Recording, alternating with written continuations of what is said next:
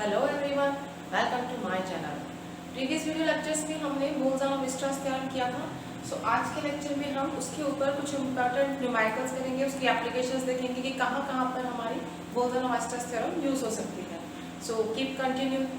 बोल्स-विस्ट्रास theorem का statement तो आपको ध्यान ही होगा। इट सेज का सेट के टर्म्स में भी होता है, सीक्वेंस के टर्म्स में भी होता है। सेट के टर्म्स में आप कहते हो every bounded plus infinite set has a limit point, जबकि सीक्वेंस के टर्म में हम सिर्फ बाउंडेड सीक्वेंस की बात करते हैं, क्योंकि सीक्वेंस तो डिफॉल्ट ही इनफाइनाइट होते हैं। लेकिन यहाँ पे मैं मेंशन करना चाहूँगी कि converse of Bolzano Weierstrass theorem is not true. That means अगर मैं चलो सीक्वेंस की बात करती हूँ कि अगर एक सीक्वेंस के पास लिमिट पॉइंट है, it need not to be bounded. ठीक है, तो आई मैं write result, first result I मैं write converse of Bolzano Weierstrass theorem is not true. For example, अगर हम सेट के टर्म्स में भी डिफाइन कर सकते हैं, सीक्वेंस के टर्म्स में भी डिफाइन कर सकते हैं। फॉर एग्जाम्पल, अगर मैंने ए सेट लिया, अगर मैं सेट के टर्म्स में बात करूँ तो सेट सपोज मैंने इस तरीके से ले लिया, इट्स लाइक 1 2 1 2 का स्क्वायर 1 2 का cube and so on. That means इस सेट को मैंने किस तरीके से डिफाइन किया है? I can also define this set as 1 if n is odd and 2 to the power n if n is even। सो आप इस सेट में देख सकते हैं, ये सेट आपका अनबाउंडेड सेट है, क्योंकि 2 की पावर बढ़ती ही जा रही है और अल्टीमेटली इंफिनिटी के corresponding 2 to the power n infinity को ही अप्रोच करेगा। तो ये एक अनबाउंडेड सेट है, but it has the least element. ये एक साइड से है बाउंडेड, बाउंडेड बिलो कह सकते हो आप, बाउंडेड अबव नहीं है ये। तो 1 इसमें इनफाइनाइटली मैनी टाइम्स आ रहा है, हर इवन नंबर, हर ऑड नंबर के प्लेस पर 1 ही आ रहा है। सो 1 इसका एक लिमिट पॉइंट है। लिमिट पॉइंट की डेफिनेशन अगर आपको ध्यान नहीं है, आप वापस चेक कर सकते हो कि किसी भी सेट के पास कब कहेंगे कि लिमिट पॉइंट है, कि उस पॉइंट की नेबरहुड में सेट के इनफाइनाइटली मैनी पॉइंट्स आ सकते हैं। सो 1 इज अ लिमिट पॉइंट, जबकि सेट कैसा है? अनबाउंडेड। तो ये वाइस्ट्रास अप्रोक्सीमेशन थ्योरम का कन्वर्स इसने फेल कर दिया। अगर हम सीक्वेंस की भी बात करें, अगर फॉर एग्जांपल सपोज मैं एक सीक्वेंस डिफाइन करूं लाइक दिस, से 2 to the power n if n is odd and 1/2 to the power n if n is even। सो किस प्रकार का सीक्वेंस होगा ये? इस सीक्वेंस में 2 1/2 का स्क्वायर 2 का क्यूब 1/2 की पावर 4 एंड सो ये आपके पास मेंबर्स आएंगे। सो आप देखिए ये सीक्वेंस अगेन बाउंडेड नहीं है, 2 की पावर बढ़ती जा रही है, लेकिन 1/2 की पावर अगर वो अपॉन में है तो वो डिक्रीज होता जा रहा है, और अल्टीमेटली आपके पास इसके दो पार्ट्स हैं, एक तो 2 to the power n है और 1/2 to the power n। ये पार्ट आपका इंफिनिटी को अप्रोच करेगा और ये पार्ट आपका 0 को अप्रोच करेगा। सो इस सीक्वेंस का भी एक लिमिट पॉइंट है, जबकि ये सीक्वेंस आपका कैसा है? अनबाउंडेड सीक्वेंस है। सो इसने भी कन्वर्स ऑफ बोल्स-विस्ट्रास थ्योरम को फेल कर दिया है। So there are more examples जो कि आप बता सकते हो वाइस्ट्रास अप्रोक्सीमेशन थ्योरम के अकॉर्डिंग। अभी मैं आपको कुछ इंपॉर्टेंट एग्जांपल जो कि नेट के पॉइंट ऑफ व्यू से हैं वो डिस्कस कर लेते हैं। तो कुछ स्टेटमेंट्स मैं आपको बताना चाहती हूँ जो कि इंपॉर्टेंट हैं, जो आपको माइंड में इस तरीके से रखनी चाहिए। आपको अगर बोल्स-विस्ट्रास थ्योरम ध्यान है तो आपको उसके सारे पॉइंट्स माइंड में क्लियर होने चाहिए। दैट मीन्स सपोज अगर मैं सेट की बात कर रही हूँ and if I say if a bounded set has no limit point, what does it mean? कि आपके पास सेट बाउंडेड तो है लेकिन लिमिट पॉइंट नहीं है, तो इसका मतलब that set has to be finite. What does it implies? जो सेट है आपका वो फाइनाइट ही होना रहेगा। व्हाई? क्योंकि अगर इनफाइनाइट हो जाता है तो फिर क्या हो जाएगा? Bounded plus infinite. तो बोल्स-विस्ट्रास तो कहती है कि उसके पास लिमिट पॉइंट होना ही रहेगा, और अगर लिमिट पॉइंट नहीं है तो इसका मतलब conclusion is that set has to be finite. और अगर हम सीक्वेंस के टर्म्स में बात करें, if a sequence has no limit point, so I am sure कि वो अनबाउंडेड होगा। लेकिन हर अनबाउंडेड सेट के पास लिमिट पॉइंट नहीं होगा, इट्स नॉट ट्रू। जैसा कि हमने अभी भी पढ़ा था कि अगर आप कोई भी सेट अनबाउंडेड ले लें और आप सोचें उसके पास में कोई लिमिट पॉइंट नहीं होगा, सो ये ट्रू नहीं स्टेटमेंट है। जैसे कि हमने अभी पीछे जो एग्जांपल्स लिए वो दोनों ही सेट अनबाउंडेड के थे और उनके पास लिमिट एक लिमिट पॉइंट था। In fact, why एक limit point? There may be sequence which are unbounded and having infinitely many limit points. ये एग्जाम्पल हम पहले भी कर चुके हैं लिमिट पॉइंट के केस में. मैं आपको एक बार रिकॉल करवा देती हूँ. Suppose I am writing 1 here. If n is say even, and I am writing p here where p is prime, I mean lowest prime factor of n. So ये किस प्रकार का सीक्वेंस है आप देखिए. इस सीक्वेंस में कैसे मेंबर्स आएंगे? अगर मैं इसके मेंबर्स को लिस्ट करूँ तो जहाँ जहाँ पे इवन एलिमेंट इवन प्लेसेस पर तो 1 ही आएंगे, और ऑड प्लेसेस पर वो जो भी ऑड नंबर है उसका जो सबसे छोटा प्राइम डिवाइजर है वो आएगा. ओके, प्राइम फैक्टर बोल दिया या प्राइम डिवाइजर बोल दीजिए, एक ही बात है. सो सबसे पहले 1 आएगा, देन 2 आएगा, फिर 3 की जगह आपके पास में क्या आएगा? 3 एक ऑड नंबर है, 3 तो खुद ही प्राइम है, 3 ही आएगा. आई एम सॉरी, यहाँ 1 आएगा क्योंकि जहाँ पे इवन है वहाँ पे 1 ही आएगा.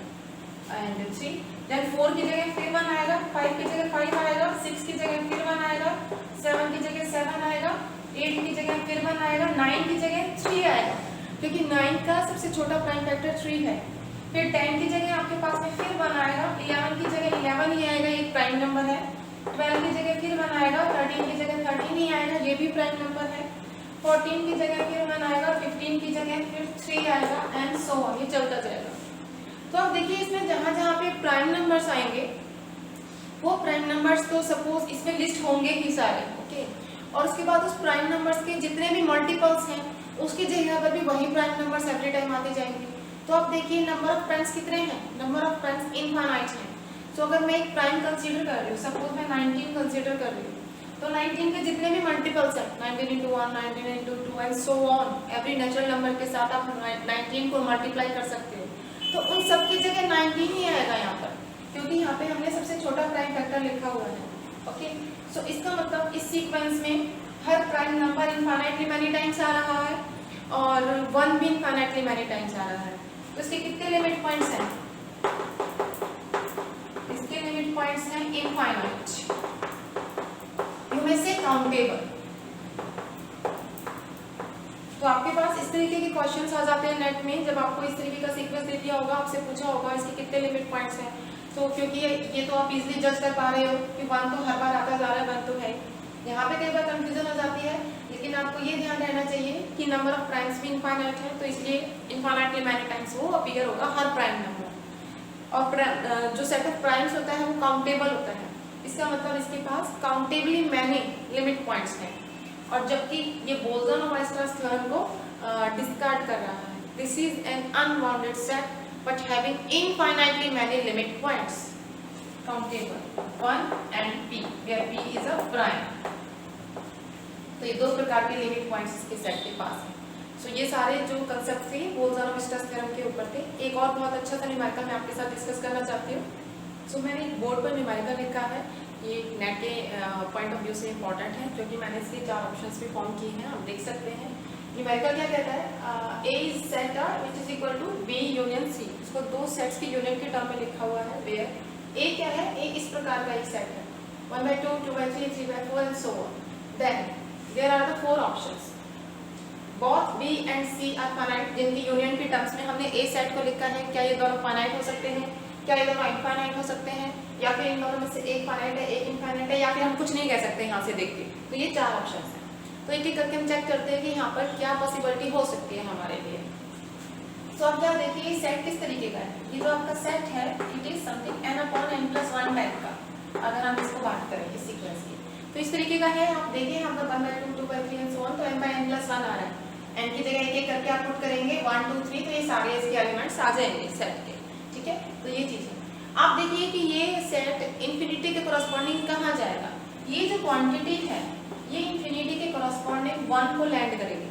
आप जानते हैं कि आप इसमें से n कॉमन ले सकते हैं ऊपर और नीचे से, तो ये 1 + 1 n रह जाएगा, ये कैंसिल आउट हो जाएंगे. देन इन्फिनिटी के कोरस्पॉन्डिंग ये 0 हो जाएगा और सिर्फ 1 रह जाएगा आपके पास. तो ये क्वांटिटी 1 को जा रही है, दैट मीन्स इसके अंदर जो बड़े से बड़ा मेंबर है दैट इज 1 है और छोटे से छोटा मेंबर 1/2 है. तो आप सोच सकते हो कि ये जो भी A सेट है ये सबसेट है 1/2 से लेकर 1 तक का और 1 की साइड से ओपन, हाफ की साइड से क्लोज्ड, क्योंकि हाफ इसके अंदर आ रहा है। इसका मतलब ये तो बाउंडेड सेट हो गया, ठीक है। और ये इनफाइनाइट भी है, अब देखिए इसके अंदर इनफाइनाइटली मैनी मेंबर्स आ रहे हैं, तो हमारी बोल्ट्जमैन-वेस्टर्स थ्योरम गारंटी करती है कि इसके पास लिमिट पॉइंट तो पक्का होगा एक, ओके। तो इसके पास लिमिट पॉइंट के डिस्टेंस आ गई, और लिमिट पॉइंट आपको नजर आ रहा है कि ये आपका 1 एक लिमिट पॉइंट है इसका, इस सेट का, ओके।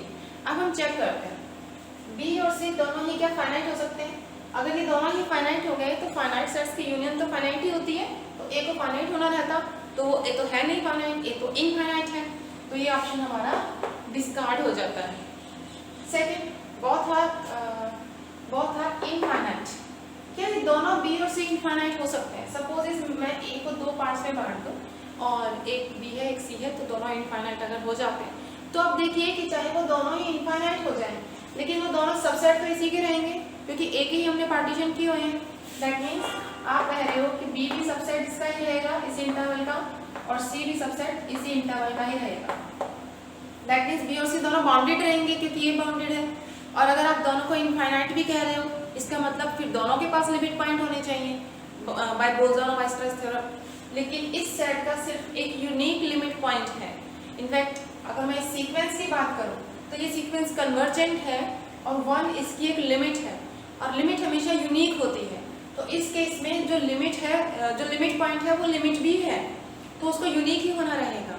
तो अब ये ऑप्शन आपका डिस्कार्ड हो जाता है, इनफाइनाइट वाला। दोनों बी और सी इनफाइनाइट नहीं हो सकते, नहीं तो दो लिमिट पॉइंट की एग्जिस्टेंस हो जाएगी, और वो नहीं है यहाँ पर, तो ये ऑप्शन भी डिस्कार्ड हो जाता है। One of B or C is finite and another is infinite. This sounds good. Why? क्योंकि इनमें से एक फाइनाइट और एक को इनफाइनाइट ही होना रहेगा, क्योंकि जो इनफाइनाइट वाला पार्ट रहेगा उसकी वजह से एग्जिस्टेंस ऑफ लिमिट पॉइंट हो जाएगी, और फाइनाइट वाला पार्ट आपका एज इट इज रह जाएगा। So this is the correct right option. Nothing can be said no this is not, क्योंकि हमने ये ट्रू बता दिया है तो फिर इसके लिए कोई वो नहीं है। So this was our numerical, जो कि नेट के पॉइंट ऑफ व्यू से काफ़ी इंपॉर्टेंट था। सो आपको इस तरीके की अगर रोज़ वीडियो लेक्चर्स की अपडेट चाहिए, और अगर अभी तक आपने मेरा चैनल सब्सक्राइब नहीं किया है तो आप इसको सब्सक्राइब कीजिए, और साइमल्टेनियसली बेल आइकन को प्रेस कीजिए, ताकि आपको अपडेट्स मिलता रहे और आपकी जो तैयारी है वो सुचारू रूप से चलती रहे। जो भी आप कॉम्पिटिटिव एग्जाम्स देना चाहते हैं, वेदर नेट है, गेट है, CUCT है, बेशक ये एग्जाम्स डिले हो गए हैं लेकिन ये होंगे जरूर, दैट इज देयर। सो आपको अगर ये वीडियो अच्छा लगा तो आप लाइक कीजिए, अपने फ्रेंड्स के साथ शेयर कीजिए, और मेरे चैनल मैथमेटिक्स को सब्सक्राइब कीजिए। Thank you.